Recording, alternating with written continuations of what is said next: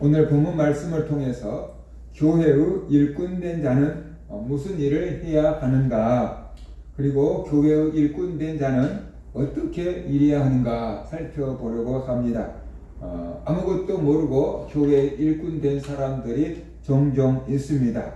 그리고 또 교회 일을 해야 하는데 어떻게 해야 하는지 모를 때가 있습니다. 세상에 하는 방식과 똑같이 교회 일을 하려고 할 때도 있습니다. 그래서 우리는 교회 일꾼된 자가 해야 될 일이 무엇인가를 한번 생각해 보고, 그 다음에 교회 일꾼된 사람들은 어떻게 일해야 되는지를 살펴보려고 해요. 먼저 교회 일꾼된 자는 무슨 일을 해야 합니까? 그걸 우리가 분명하게 해야 돼요. 정치하는 사람들은 정권을 탈취하는 것, 정권을 획득하는 것, 바로 그것이 정당의 목적이다라고 할 수 있어요. 기업을 하는 사람들은 어떻게 돼요? 이윤을 남기는 것, 그것이 기업하는 사람들의 목적일 수 있어요. 학교는 학생들을 잘 가르치고 훈련시켜 내보내는 것, 훌륭한 인재로 만들어내는 것, 그것이 교육의 목적일 수 있지요. 그래서 교회의 일꾼된 사람들은 무엇을 해야 되는가, 나를 왜 교회 일꾼으로 부르셨는가, 그 부분들을 우리가 좀 알고 교회 일꾼이 될 필요가 있다는 것입니다. 그래서 교회 일꾼된 자들은 무슨 일을 하라고 교회 일꾼으로 불렀나라는 것이에요. 바로 하나님의 말씀을 전해야 된다는 것이죠. 복음을 전해야 된다. 하나님의 말씀을 전하도록 하기 위해서 교회의 일꾼으로 세운 거다라는 것입니다. 공동 번역은 골로새서 1장 25절을 이렇게 번역을 했습니다. 나는 하느님께서 맡기신 사명을 따라 여러분에게 하느님의 말씀을 남김없이 전하기 위해서 교회의 일꾼이 되었습니다. 그러니까 하느님의 말씀을 남김없이 전하기 위해서 교회의 일꾼이 되었다라고 말해. 교회의 일꾼된 사람들이 해야 될 일은 뭐냐 그러면 하나님의 말씀을 전하는 것, 바로 그것이 교회의 일꾼된 사람들이 해야 되는 거다라는 것이. 그럼 목사나 전도사님이나 하나님의 말씀을 전하지 내가 뭐 하나님의 말씀을 전합니까? 라고 말할 수 있어요. 우리가 찬양을 하는 것도 찬양을 통해서 복음이 전파되는 것이에요. 그죠? 찬양하는 것도 복음이 전파되는 거잖아요. 찬양 가사도 하나님의 말씀이고 복음이잖아요. 간증이잖아요. 그러니까 찬양도 바로 하나님의 말씀을 전하는 거고 복음을 전하는 거고, 기도하는 것도 하나님의 말씀을 전하고 복음을 전할 수 있도록 뒤에서 후원하는 거다라는 거죠. 물질도 헌금하는 것도 하나님의 복음이 전파되도록 하기 위해서 내 물질을 주님을 위해서 쓰고 있고 복음 전도를 위해서 쓰고 있는 거다라는 것을 우리가 알아야 되는 거죠. 그래서 교회에서 교회 일꾼들이 하는 모든 것이 하는 어떤 봉사의 방향, 방법, 종류가 다를지라도 다 하나님의 말씀을 수동들고 복음을 전하기 위한 목적이어야만 된다는 것을 우리가 분명히 알아야만 되는 겁니다. 바울은 교회의 일꾼이 되었어요. 하나님의 말씀을 전하려고 교회의 일꾼이 되었어요. 그래서 복음을 전하는 일꾼이 되었다는 것이에요. 그래서 교회 일꾼들은 내가 어떤 직분을 맡았든지 간에 내가 맡은 직분을 통해서 복음을 전해야지, 내가 맡은 직분을 통해서 하나님의 말씀을 전해야지 라는 그런 마음과 그런 자세를 가지고 복음을 전해야만 된다라는 것이, 교회 일꾼은 하나님의 말씀을 전하고 복음을 전해야 돼요. 복음은 만세 전부터 감추었던 비밀이다라고 말하고 있어요. 선지자들을 통해서 복음은 잠깐씩 예언이 되었어요. 그런데 그것을 통째로 통합적으로 깨달은 사람은 거의 없어요. 그러니까 우리말로 한다고 하면 이런 거예요. 이 힌트는 줬지만 정답은 가르쳐주지 않은 거예요. 하나님께서 보물찾기 하듯이 여기저기다가 복음에 대한 보물을 감춰놨어요. 그런데 사람들이 찾지도 못하고 가끔씩 하나씩 찾은 사람들도 있었는데 그게 다 찾아진 게 아니니까 숨은 그림을 맞춰줄 수 없는 그런 상태였다라고 우리가 볼 수가 있어요. 그런데 이제 그 비밀이, 하나님이 만세전부터 감춰놨던 비밀이 드러났다 그랬어요. 하나님의 성도들에게는 비밀이 드러났다라고 지금 말하고 있어요. 비밀인데 어떤 사람에게만 알려준 거야. 니만 알고 있어. 뭐 이런 식으로 하는 것처럼 하나님의 성도들에게는 복음의 비밀이 드러났어요. 아직 성도 아닌 세상 사람들에게는 그 비밀이 비밀이에요. 몰라요. 근데 성도들에게는 그 비밀이 드러났다. 정답을 알려주셨다라고 지금 말하고 있어요. 그러면 이 복음의 비밀이 무엇인가? 복음의 비밀이 누구인가? 하는 것이. 복음의 비밀이 바로 예수 그리스도다 하는 것이. 예수님이 바로 복음의 비밀이고 하나님의 비밀이다. 27절 끝부분을 보면 이렇게 말하고 있어요. 이 비밀은 너희 안에 계신 그리스도시니 곧 영광의 소망이니라 라고 말하고 있어요. 그러니까 하나님께서 만세전부터 감춰놓는 어떤 비밀이 있었는데 그 비밀이 누구라는 거예요? 하나님의 비밀이 예수 그리스도다 라고 지금 말하고 있어요. 왜 예수님을 하나님의 비밀이라고 말하고 있는가? 그걸 우리가 알아야 돼요. 왜 예수님이 하나님의 비밀이 될 수 있어? 라는 것을 우리가 알아야 돼요. 그 이유는 하나님의 사람을 구원할 계획을 세웠어요. 그런데 어떻게 구원할 것인가? 예수 그리스도를 통해서 구원하겠다라고 하나님이 마음을 먹으신 거예요. 하나님이 계획을 세우신 거예요. 그런데 그 계획을 사람들한테 밝히 드러내지 아니하고 하나님이 마음으로만 딱 품고 계신 거예요. 그렇기 때문에 사람들은 그것을 알 수가 없고 하나님만 알고 있기 때문에 하나님의 비밀이 바로 예수 그리스도다라는 얘기를 지금 하고 있다라는 것이에요. 그래서 예수님이 만세전부터 감추어진 비밀입니다. 그런데 그 하나님의 비밀, 그 예수 그리스도가 이 땅에 사람으로 오셨어요. 그리고 우리의 죄를 대신 지고 우리 대신 십자가에서 못 박혀서 죽으셨어요. 그리고 죽음을 이기고 다시 살아나셨어요. 이렇게 예수님이 구원 사역을 다 완성하셨어요. 이제 누구든지 예수 그리스도를 믿기만 하면 모든 죄를 용서받고 구원받는다라는 복음이 전파됐어요. 그래서 그것을 믿는 사람들이 예수 그리스도를 믿고 구원을 받았어요. 그 사람들에게는 하나님의 비밀, 하나님의 구원 계획, 예수 그리스도를 통해서 구원을 받는다는 그 계획이 그 사람들에게, 예수를 믿는 사람들이 어떻게 돼요? 드러나버린 거예요. 그러니까 믿은 거잖아요. 그래서 그들에게는 복음의 비밀이 드러나서 더 이상 비밀이 아닌데 예수 그리스도를 믿지 않는 사람들은 아직도 그것을 모르거나 전에도 믿지 않기 때문에 여전히 비밀에 감추어져 있는 거다라고 지금 말하고 있어요. 그래서 이 구원의 복음을 전하라고, 아직 이 비밀을 모르는 사람들에게 이 구원의 비밀을 알려주라고 바울을 교회의 일꾼으로 부르신 겁니다.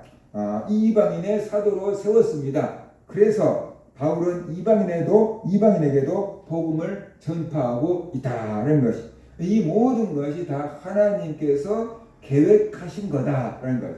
사람들이 볼 때는 왜 이런 방법이어야만 돼? 라고 생각할 수 있는데 하나님이 그 방법을 하기로 계획하셨고 선택을 하셨대요. 그러니까 하나님의 마음이고 하나님의 법이에요. 그러니까 우리는 왜 이렇게 했냐 저렇게 했냐 따져 물을 존재가 아니고 하나님의 법을 따르는 것, 그것이 우리가 이렇게 순종하며 살아가고 지혜롭게 살아가는 방법이다 하는 것을 우리가 알아야 돼요. 이 믿음을 보기 위해서 하나님께서 예수 그리스도라는 방법을 통해서 사람들에게 구원을 얻는 길을 열어주신 거예요. 그렇지 아니하고 누구나 다 이해할 수 있고 누구나 받아들일 수 있고 그런다고 한다면 이건 믿음이 없어도 할 수 있는 일이거든요. 근데 하나님은 믿음을 기뻐하시기 때문에 하나님을 믿는 자를 구원하기로 하셨기 때문에 이 믿음을 보기 위해서 예수 그리스도라는 방법을 통해서 구원하기로 하셨다는 것을 우리가 알아야 됩니다. 그 믿음의 방법이 아닌 다른 방법으로 구원을 해주면 사람들이 다 자기 힘으로 자기 노력으로 자기 의로 구원을 받게 되는 거예요. 그래서 그 사람들이 하나님께 영광을 돌리지 않고 막 자기만 자꾸만 자랑을 하고 그러는 거예요. 하나님은 그것을 원치 않아서 오직 하나님께 영광을 돌리도록 하기 위해서 예수 그리스도를 믿는 믿음으로만 구원을 받게 하셨다는 것을 우리가 알아야 됩니다. 구약시대 사람들은 하나님의 비밀을 깨닫지 못했습니다. 그래서 구약시대 사람들은 우리가 들은 그 복음을 듣지를 못했어요. 그들에게는 복음이 가려져 있었어요. 얼굴을 수건으로 가린 것과 같다라고 바울은 말하고 있어요. 그런데 이제 우리는 복음을 들을 수 있습니다. 예수님을 통해서 구원받는다는 소식을 들을 수 있습니다. 예수님을 믿으면 모든 죄를 용서받고 구원받는다는 복음을 교회에서 계속 듣고 있습니다. 구약시대 사람들은 상상도 못했던 일들이 우리에게 지금 벌어지고 있습니다. 라디오를 틀어도 복음을 들을 수 있고 핸드폰을 가지고도 복음을 들을 수 있고 그리고 텔레비전 채널만 맞춰도 복음을 들을 수 있고 이런 시대 가운데 우리가 살고 있다는 것이죠. 역사 이래 어느 때보다도 쉽게 복음을 접할 수 있는 시대 가운데서 우리가 살고 있다는 거예요. 그러니까 우리가 이렇게 복음을 들을 수 있는 것이 얼마나 큰 복인지 알아야 한다는 거죠. 우리가 이렇게 큰 복음을 들을 수 있는 좋은 시대 가운데서 살고 있어요. 그런데 복음을 들을 수 있는 기회가 활짝 열렸는데 반면에 또 그 복음을 듣지 못하게 하는 방해거리들도 굉장히 많아졌어요. 그래서 텔레비전 채널도 수백 개가 되니까 그 중에서 복음 채널을 골라서 듣지 않으면 세상적인 채널을 계속해서 보게 되는 것이고, 우리가 핸드폰을 통해서 복음을 듣지 않으면 계속해서 세상의 소식을 듣게 돼 있고, 그래서 복음이 아닌 다른 것도 계속해서 우리에게 들어오게 되는 그런 세상 가운데서 살고 있다. 우리가 복음을 잘 선택해서 들을 수 있는 그런 사람들이 복된 사람들이다. 그래서 우리가 알아야 됩니다. 그래서 다른 여러 가지 것들도 우리가 듣고 보아야 되겠지만 하나님의 말씀, 복음을 보고 들을 수 있는 사람들, 바로 그런 사람들이 복 있는 사람들이다. 시편 1편에서 뭐라고 합니까? 복 있는 사람들은 주야로 하나님의 말씀을 묵상하는 자로다 그러잖아요. 그래서 밤낮으로 하나님의 말씀을 가까이 하는 사람들, 바로 그런 사람들이 복이 있는 사람들이다 라는 것이, 우리가 이렇게 걸어가면서도 복음을 들을 수 있는, 하나님 말씀을 들을 수 있는 다 읽어놓은 것들이 있잖아요. 그런 시대 가운데서 살고 있으니까 얼마나 복된 세상을 살고 있는가 우리가 알아야 돼요. 그래서 우리가 이 좋은 문명의 기기를 이용해서 우리의 믿음을 잘 성장시키는 그런 지혜가 있게 되기를 주의 이름으로 축원합니다. 교회의 일꾼이 된 바울은 하나님의 비밀인 예수 그리스도를 전했습니다. 자기를 자랑하지 아니하고 예수 그리스도를 전했습니다. 세상적인 것을 말하지 않고 예수 그리스도를 전했습니다. 자기의 모든 지혜를 동원해서 예수 그리스도를 전했습니다. 그런데 문제는 이거예요. 바울은 예수를 믿기 전에 유대교에 있었잖아요. 유대교의 선생님이었잖아요. 그러니까 구약 전통에 능통해 있는 사람이에요. 그 율법을 행해서 구원받으려고 하는 그 어려서부터 그런 훈련을 철두철미하게 받은 사람이에요. 그런데 아무리 율법으로 훈련을 해도 자기 마음속에 솟아나는 죄는 어떻게 해볼 수가 없었던 거거든요. 그런데 오직 예수 그리스도의 복음을 통해서 죄가 용서받고 구원받는다는 사실을 깨달으니까 이 복음이 진짜였구나라는 것을 깨닫게 된 거죠. 그래서 누구보다도 이 복음의 가치를 확신하게 되었고 소중함을 알게 되어서 만나는 사람마다 이 복음을 막 자랑했던 거예요. 그런데 우리는 바울하고 상황이 좀 다르잖아요. 교회 오면서부터 예수 믿으면 구원받아 이런 소식을 들었잖아요. 율법을 막 지켜서 구원받으려고 한 게 아니고 예수만 믿으면 구원받아 이런 복음을 듣고 자랐잖아요. 그러니까 처음부터 이것만 듣고 자란 거거든요. 그러니까 율법을 지켰다가 복음을 깨달은 사람하고 처음부터 복음만 들은 사람이 있는데 이 쓴맛을 안 맞잖아요. 쓴맛을 안 보고 단맛만 봤잖아요. 그러니까 이게 복음이 얼마나 진가가 있는지를 못 느끼는 거죠. 그래서 복음의 소중함을 모르고 복음을 자랑하지 않고 있다는 거죠. 근데 루터도, 종교개혁을 일으켰던 루터도 그 율법을 통해서, 고행을 통해서 의로워지려고 그냥 무릎팍으로 성당 계단을 오르락내리락 해도 안 되고 그러다가 오직 그이는 믿음으로 말미암아 살리라는 말씀이 자기 마음에 와서 꽂히니까 그가 확 뒤집어진 거잖아요. 그래서 오직 복음, 오직 하나님 말씀, 오직 믿음 이렇게 지금 외치고 나왔던 거 아닙니까? 그러니까 우리가 복음이 너무 흔한 세대에 살아보니까 이 복음의 가치를 모르는 것이. 근데 기독교를 제외한 다른 모든 종교는 내 고행으로, 내 선행으로 구원을 받으려고 하는 거예요. 그런데 오직 기독교만 예수 그리스도를 믿음으로 구원을 받게 되는 거예요. 이것이 다른 종교와 기독교의 차이점인 것이죠. 하나님이 우리를 의롭다고 인정을 해주시는 거예요. 그러니까 이 복음이 얼마나 소중한 것인지 알아야만 된다. 그래야지 이것을 자랑할 수 있게 된다는 것이. 우리 모든 성도님들이 복음이 얼마나 소중한지를 깨달으시기를 바랍니다. 그래서 이 복음을 자랑스럽게 생각하고 이 복음을 자랑할 수 있는 그런 성도들이 되어야 된다.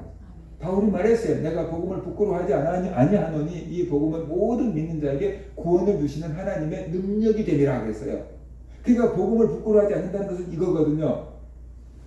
유대인들 사상에서 나무에 달린 자는 저주받은 자예요.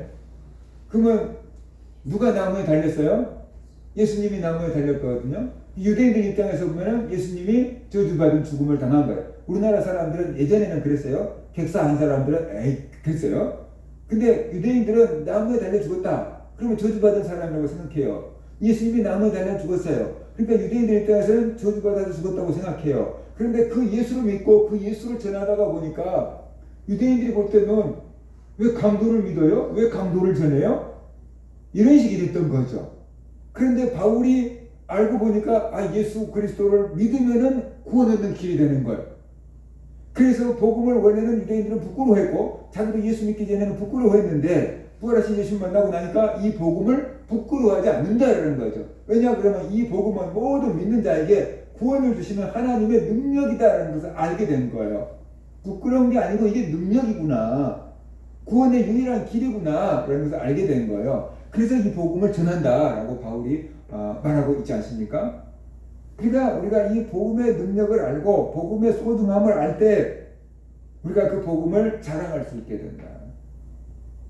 우리 모든 성도들이 복음에 대해서 좀 긍지와 자부심을 가졌으면 좋겠어요. 복음의 소중함을 알았으면 좋겠어요. 그래서 다른 사람들 앞에 부끄러워하지 않냐고 복음을 전했으면 참 좋겠다라는 것이죠. 우리는 다 알고 있는 거지만 다른 사람들은 모르고 있을 수 있거든요. 또 교회를 다니는 사람들일지라도 이 복음의 소중함을 알고 있는 사람과 모르고 있는 사람은 다르거든요. 그래서 우리가 복음의 소중함을 알 수 있어야만 된다는 것입니다.